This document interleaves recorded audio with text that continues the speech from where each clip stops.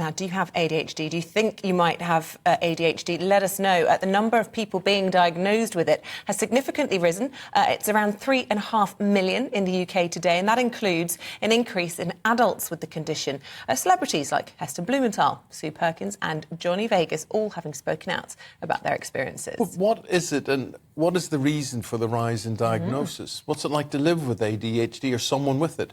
Kirsti Nicole Hadley was diagnosed with the disorder at 48 years old. She's in the studio here. And we can also talk to former GP and health journalist Dr. Claire Bailey.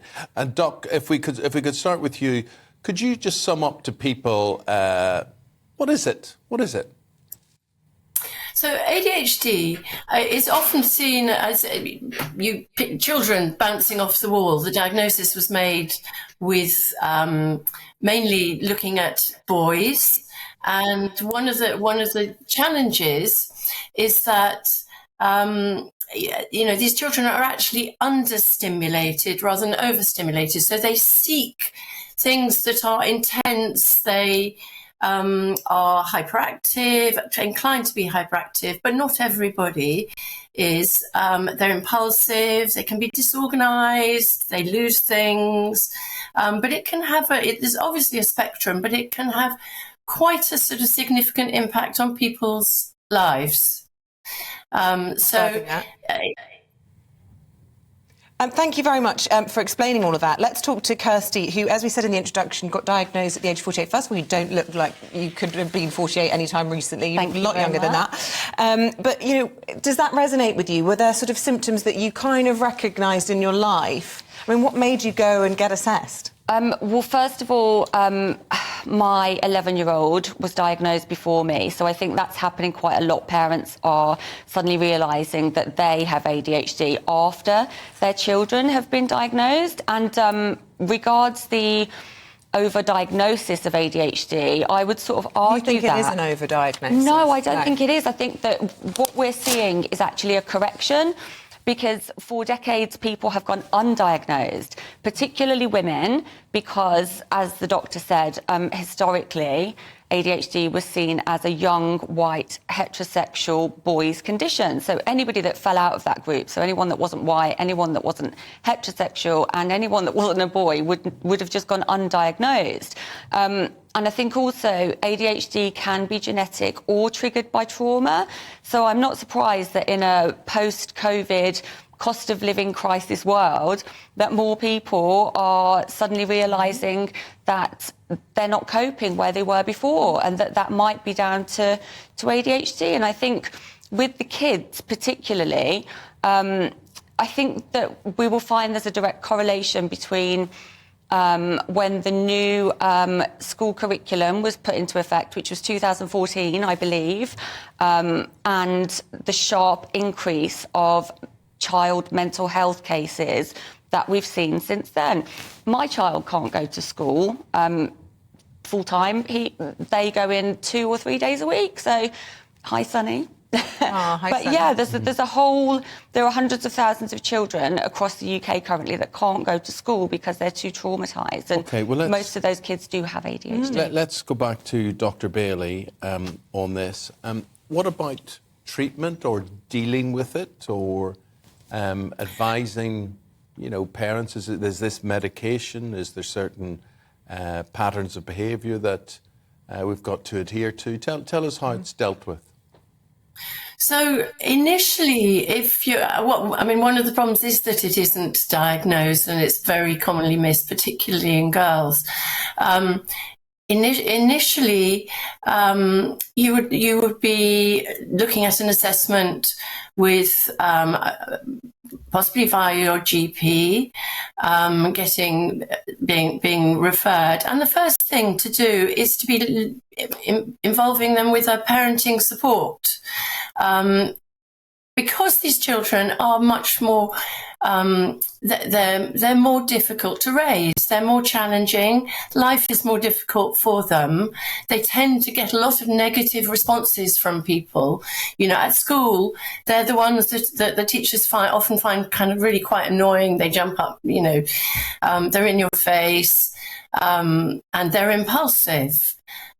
So it's about, parents it's important to, you know, upskill in a way. They need extra super parenting skills because these children are more difficult to raise. And the more one of the problems is that they get so much negative feedback that, you know, it affects their self-esteem and, you know, and in that sense of being traumatized.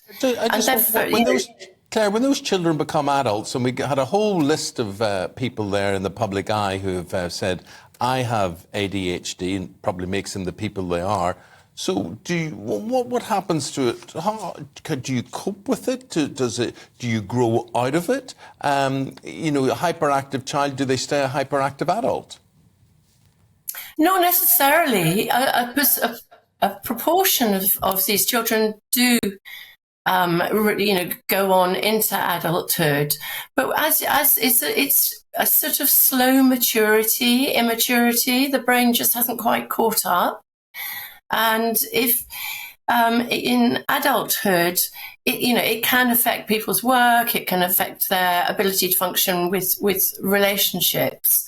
So, you know, in that context, you know, medication can be incredibly helpful. Yeah. And it helps people focus, it helps people manage their life much better. And then they're able to, you know, they may not stay on the medication, they may use it strategically just to start a project. It's one of the things they struggle to get going. Well, But once they get going, they can focus really well. I hope this isn't a terribly ignorant thing to say, but I, as a non-ADHD sufferer, have always actually looked at people with ADHD with an element of kind of jealousy, because people that I've met in my life who've had it haven't needed sleep, have had bags of energy. And I have to say, I've met a lot of incredibly successful people who would say they are disruptors, that they've gone on to be at the top of their game because they've got bags of energy and enthusiasm. It's not necessarily a bad diagnosis, would you say?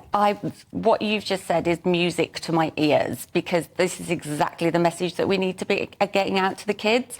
Because when we are talking about our ADHD and autistic kids as disruptive and difficult to deal with, that is not helpful. Like, they are not disruptive and they are not difficult. It's neurotypical society that is not understanding these children. And I think that another thing, going back to the, you know, this new spike in diagnosis, is that traditional medicine would have only diagnosed us depending on how problematic we were for society, i.e. schools and in the workplace. But now we're able to say neurotypical society is problematic for us, actually. I can understand that. Kirsti, what would it be like? Because you said you subsequently found out that you had it because your child was diagnosed. What do you like to live with? What we have to be aware of? I mean, if I was living with you, what would I have to be aware to accommodate? What would day-to-day life be like? It's like, how honest can I be on live television? Honest as you like. Chaotic, erratic, quite severe mood swings, I would say. But it's not like... No, I'm not going to say... Don't say You're going to say that's a female thing, aren't you? But then... Has that been problematic for you in relationships, say, for us? Yeah, for sure. I think that I was difficult to live with for myself and for a lot of people around me. Yeah, ADHD doesn't affect just the person; it affects everybody that the person touches. You know. So how do you deal with you? I now I take medication now. Is that Ritalin? So I take a medication called Elvance, which is a stimulant, and then I also take another medication called sertraline, which is for anxiety, because ADHD comes with a heightened level of anxiety. And I think that before I took medication, I was very, like I said, chaotic, erratic. You know, I would never know if I was going to have bags of energy one day or no energy, because what you were describing is the upside of it. Okay. Isabel, but the downside is what you don't see. It's when we're just crashed out at home. So my medication has made me more consistent. It's made me more level, calmer. Because when you think of a stimulant, you think it's going to make you like crazy, don't you? Yeah.